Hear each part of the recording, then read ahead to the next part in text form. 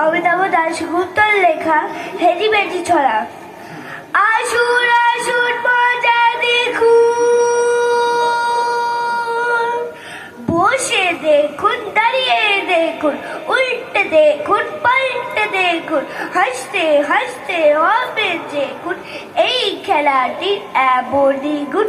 দেখতে দেখতে যতই রাগুন, রাগের মাথায় যতদূর ভাগুন, ফিরতে হবে আপনাকে শুধু। মেঘ কেটে ফের উঠবে যেমন, খেল জমেছে আজকে দারুণ। আসুন আসুন মজা দেখুন, আমরা যারা হেজি পেজি, কেউ চটপট কেউ বালেজি, কেউ স্বভাবে একটু ক্রেজি, উচ্চে মাথায় সাপও বেজি। তোমার নামে আমার নামে দিচ্ছি পারি ভিএজ গ্রামে, নয়তো শহর দিকে গ্রামে ধান বুনেছি মাথার গ্রামে। তাদের জন্য এমন ছড়া, না গম্ভীর না মস্করা, করছে বিলি ডাকর করা, লাফিয়ে উঠুক জ্যান্ত মরা। আসুন আসুন মজা দেখুন, আসুন আসুন মজা দেখুন, আসুন আসুন মজা দেখুন। চক্রবর্তীর লেখা কবিতা হুল্লো বিল্লি।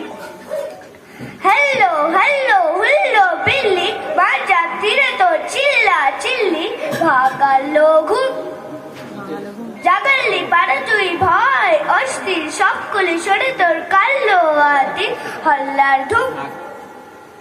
পেটে নেই ভাত রাখি পাই নেই তোর, নাগরা কিংবা শীতে গায়ে নেই তোর, র্যাপার নাকি সিপাই সান্ত্রী ভাবে লাল কিল্লার, হুল্লোটা কেন আজ এত চিল্লার, ব্যাপারটা কি? উল্লুক নয় তো সে বেল্লিকো নয়, হাল্লুম চন্দ্রের মেশো মহাশয়, তিনি কি ডাক দিল্লিতে চিল্লার মিয়া মিয়া, ইলিশ রুই আর কাতলা লিয়া, মাছলি বিনা চলবে না। তাই শুনে বৃদ্ধ কাজী বললেন, इसलिए हल्लाबाजी सुनने बिलाई, चाहे तो तुमको मैं आज जानवर मड़क मसल्लम बिरयानी और फिरनी खिलाई। কবি কয় ঠিক কথা, মছলি যে খায় দিল্লির পাত তুলে সেই চলে যায় মছলি পাতার। মাছের জন্য আর মিয়াও মিয়াও না করে হুল্লো, তবে চুপচাপ খাও মুরগি মাটন। নমস্কার।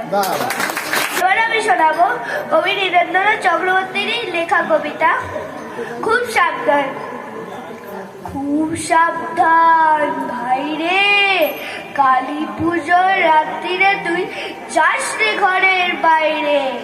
এই কথাটা বলছি কেন বুঝলি না তো ও মা, ভীষণ শব্দে ফাটতে পারে কানের কাছে বোমা। ফাটলে পরে বাঁচবি না তুই, পড়বি মারা প্রাণে, কিংবা যদি প্রাণটা বাঁচে।